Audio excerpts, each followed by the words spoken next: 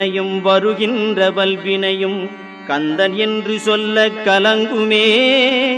செந்திநகர் சேவகா என்று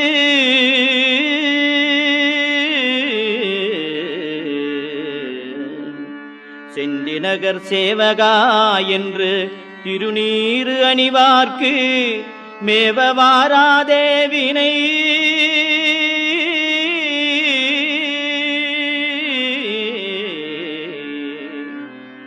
செந்திநகர் சேவகா என்று திருநீறு அணிவார்க்கு மேவவாராதே வினை.